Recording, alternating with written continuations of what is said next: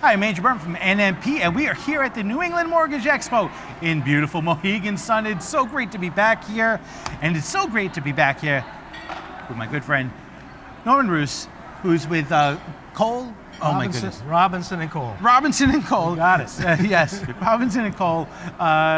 And we met actually about a year and a half ago, before actually the coronavirus, started to get really, at that time in January, very few people were talking about it. Very few people actually understood what we were about to go through. We sat here in a conference, we talked about a couple of different things, and I want to address some of those things. I want to talk about blockchain. We had a conversation about blockchain back then. We were talking about actually 1988, the act concerning real estate closing. But first, before we talk about that, so you do a lot of business, with mortgage lenders throughout New England. What are the biggest obstacles that are facing lenders in the New England area, like the state regulatory obstacles? Yeah, well, first of all, it's great to be back here. This is the first time I've been in a room with this many people since the last time we spoke in January of 2020, and it's amazing. We don't have masks on. Presumably you're vaccinated, I'm vaccinated, so that's all good. And as counsel to the CMBA, the Connecticut Mortgage Bankers Association, hosting this event, I'll tell you, I think that the mortgage bankers are too busy to be worried. This has been it's been an amazing time for the industry, and there's been a tremendous demand for mortgages. So then I'm going to ask you something else then. Yeah. What should they be worried about? Because I know you know what they should be worried about. They probably, seriously speaking, they are either worried or should be worried about a few things. One, we have expiring foreclosure moratoria. We have a regulatory focus on servicing. There's a term that just evolved recently called fair servicing. Have you heard that term? I have not. Okay, well, there's fair lending. Well, now there are a lot of regulators, including some of the regulators in Washington and elsewhere, that are going to be focusing on fair servicing. And there was actually a case was brought under the prior administration, CFPB versus Townstone Mortgage. It was actually a redlining case brought against a 3-person mortgage brokerage shop in Chicago, Illinois, and it claimed they were discriminating against African Americans, even though their advertisements were basically radio programs heard over the Chicago listing area. So it was a very sort of scary case, and it's going to be interesting how that plays out. But this is a mortgage broker, you said? Mortgage, three-person shop. So it's a mortgage broker, 3-person shop. Now, what's the cost to defend something like that? If you are actually, so CFPB is involved, that means usually Department of Justice is getting involved. It's not. Well, the costs are going to. There are organizations and individuals who are taking up their cause because they believe that's a free speech case, and there are good defenses to it. But that's sort of scary. That's one of the scary things. And along with that, there's a new sheriff in town. The CFPB is going to have very likely a new head who is going to be a little more aggressive in terms of consumer protection. One of the things that I've heard recently is another new term: unprepared is unacceptable. So, in other words, with all these changes going on, if you tell the regulator, well, I wasn't able to comply because with all the changes going on, I wasn't prepared, that's not an excuse. They're going back to the term regulation by enforcement. Now, when I look at my regulators, I like to say, well, you're allowing me to do business and I want to comply with laws. Tell me what to do. Quite often they don't want to do that. They say, you read the laws, you read the regulations, and you figure it out. But there are degrees of that. And so regulation by enforcement means probably more enforcement actions by the CFPB, perhaps state regulators. So that's something to be concerned about. Yeah. Now, there's another case that was a sort of a scary case. It's called the Hunstein case in the 11th Circuit. And the reason that case was significant was that was a debt collector, not a mortgage lender, but the debt collector was sharing information with a letter vendor. In other words, it sends out collection letters. Okay. And it gave information to the letter vendor so they could actually issue the letters. And you can only share information, confidential information with certain entities, but it was thought that this is a vendor of the debt collector and they're sharing it for a legitimate purpose. That should be fine. But the Hunstein case claimed that was a violation of the Fair Debt Collection Practices Act. And they're looking at the act more, it's not a privacy statute, it's a fairness statute. So that's a little bit concerning. And I guess the other thing they may be thinking about is what's actually going to happen when the rubber meets the road, when these foreclosure moratoria and foreclosures begin in earnest, if they do. It's scary. I don't know how lenders are going to do it. Then what's going to happen in our communities? It is definitely something that worries me.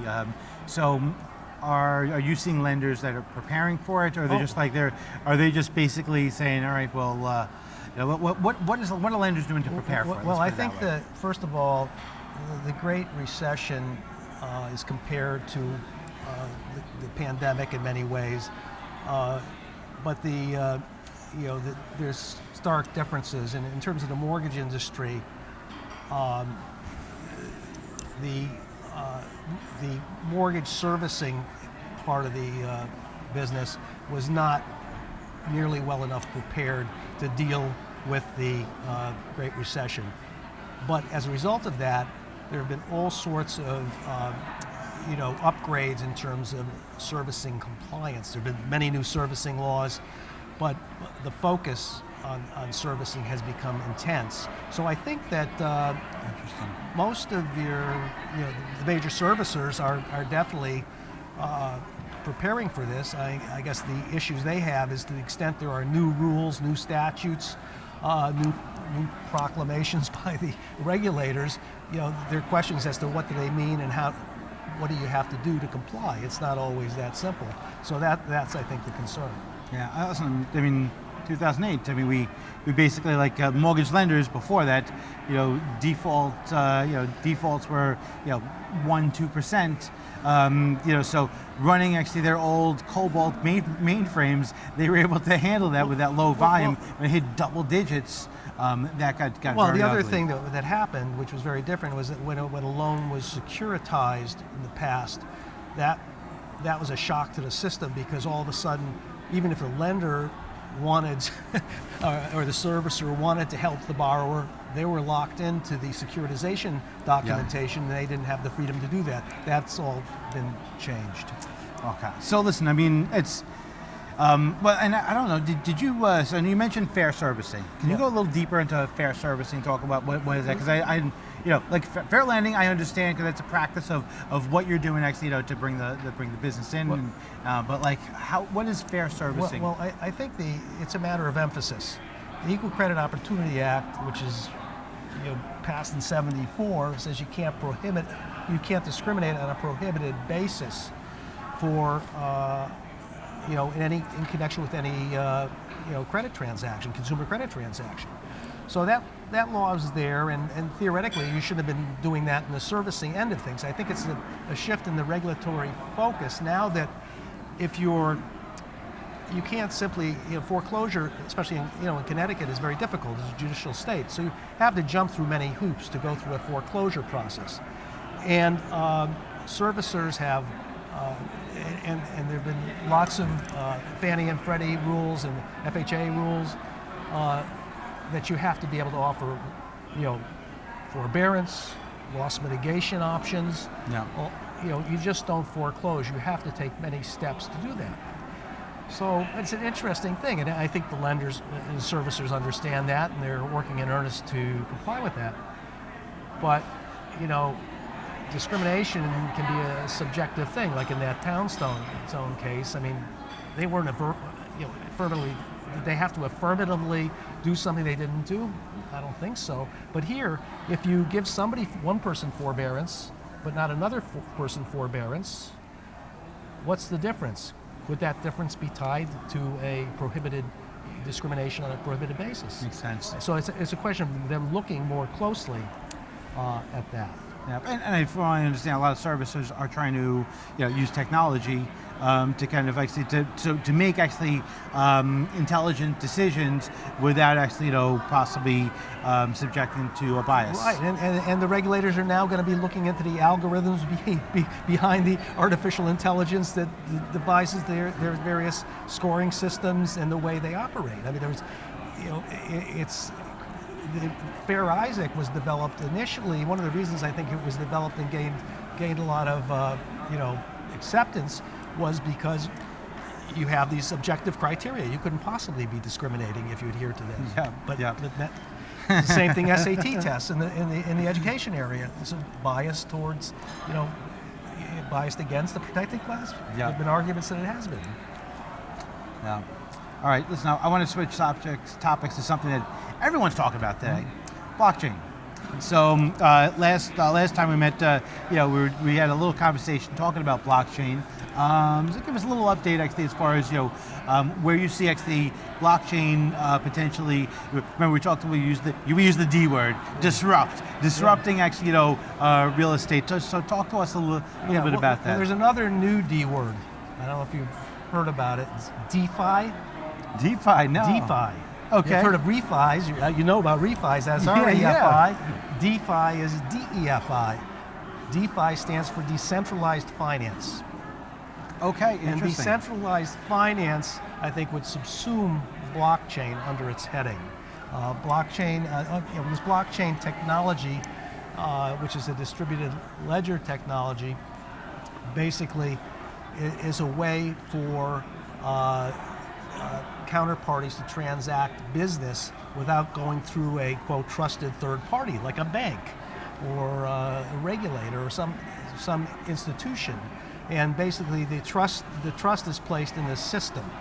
Okay. And so I think what's happening is you see... and when you say system, like a system could be like a blockchain, like Bitcoin, right. Ethereum, exactly. Not Dogecoin. Dogecoin.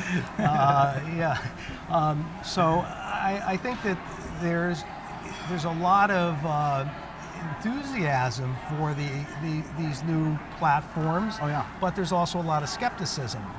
I don't always agree with Elizabeth Warren. At least I hardly ever agreed with her 100%. But she came out the other day and saying that, you know what, this blockchain and Bitcoin, this needs to be looked at carefully because it can have a harmful impact on consumers. Consumers don't understand it, and to the extent they're acting as a financial intermediary for consumers, they need to have some regulation. So I think that, how was that ransom paid to Colonial Pipeline? Yeah, that's right, Bitcoin. Yeah. So apparently they got most of it back. Now, unfortunately, the fact that they got most of it back goes to my concern. Is how did that happen? I know. That's right. It's like that's not supposed to happen. Like it was a good thing. The result was good, but it sort of throws into question. Well, if you could trust it and it's that secure, how could somebody else take it back? That's such a great point. Yeah, that's a great point. So I remain skeptical. By the same token, I think that in Connecticut, we're having some difficulty getting folks on board with remote notarization. And one step at a time. Before we start getting fancy with cryptocurrency, let's actually at least agree that digital is better than pen. So I think that the developments with blockchain is that as far as there really hasn't been a serious effort, I think, for the regulators in Connecticut to get their arms around blockchain. I think they've looked at it. They're doing other things. They're doing the best they can, but it's an enormously difficult task. On the federal level, you have a lot of the OCC is battling with some of the state regulators who want to be able to license blockchain-based fintech companies. What do you like about blockchain? Is there any actually positive things that you see for our industry in terms of blockchain? Yeah, putting crypto aside, chaos, but the blockchain systems. My own view, and I'm not really an expert, and I don't get into the weeds too much on blockchain, but my own view from what I have studied is that a blockchain type platform which has some central authority, like with digital currencies, the governments are going to be issuing, the US will be issuing its own digital currency. So I think the potential elements of the blockchain platform could possibly make recording mortgages and recording documents on land records much easier, give those people who record much more capabilities in terms of tracking information, getting information. So I think there's potential to contribute to it, but I think we have to understand what we're doing before we say, yes, this is the panacea. Yeah. It's great. Listen, smart contracts have the ability, actually, with real estate, great stuff. So, hold on, I got to check my notes here because I remember we talked about something last year that,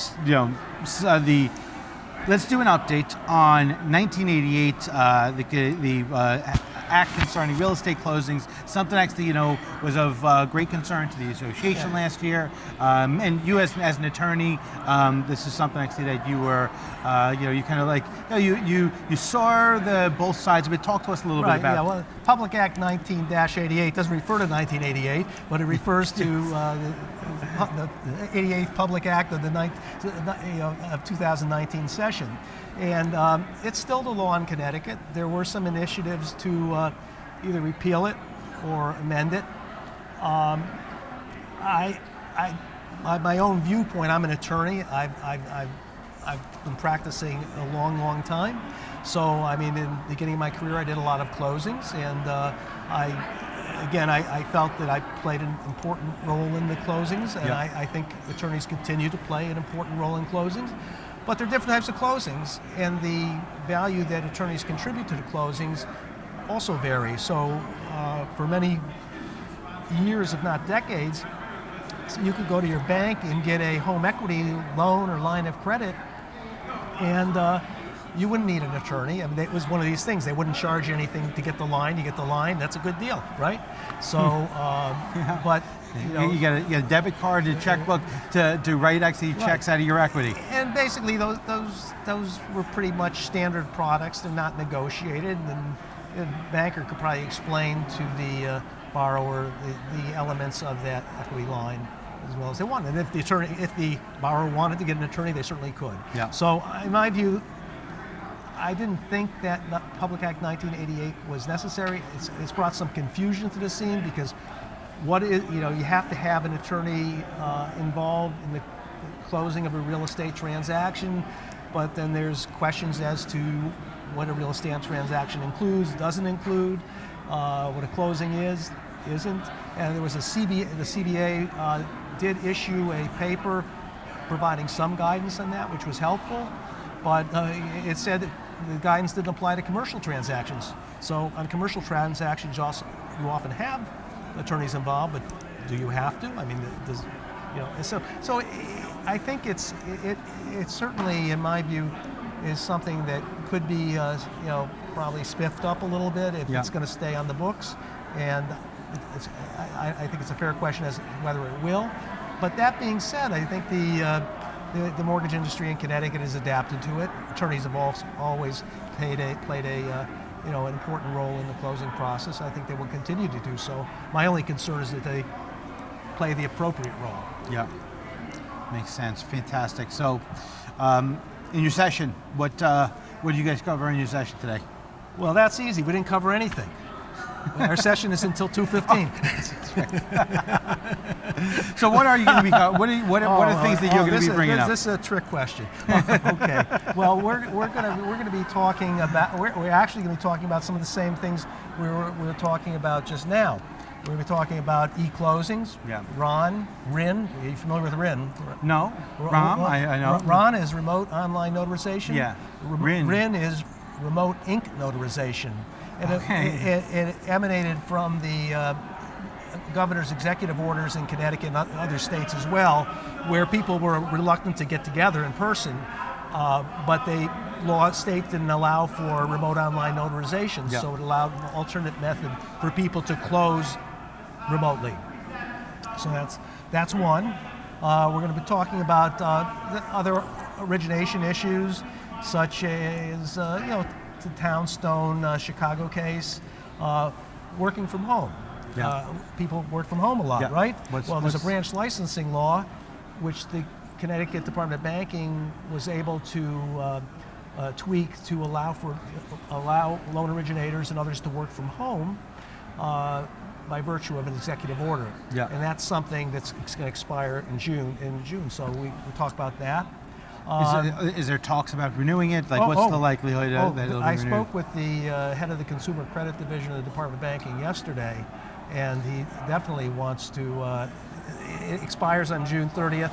I think they would like to extend it at least through the end of the year so they can address this legislatively, so that under certain circumstances, which were outlined in their no action letter, various people will be able to work remotely on an ongoing basis. That's great. So they recognize the world's changed.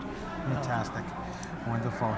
So listen, until next year, when we come back, actually revisit all these things again, talk about new things, and hopefully not get locked down again, and everyone continues to get healthy, and things continue to grow, and our economy continues to do good things, and maybe our mortgage industry is, actually we're losing $1 trillion between this year and next year, so we got some trouble years ahead, but there's still lots of opportunity. Yeah, there's opportunities, and we've gone through cycles before. Yeah. So we just have to continue to adapt. Purchase is still going to go up. Purchase will go up. Maybe home equity lending, something to look at. Yep. Non-QM. For non-QM for sure. Yeah, fantastic. Okay. All right, Norm, thank you for joining us Pleasure today. speaking with you. And I'm Andrew Berman from N&P. Thank you for watching.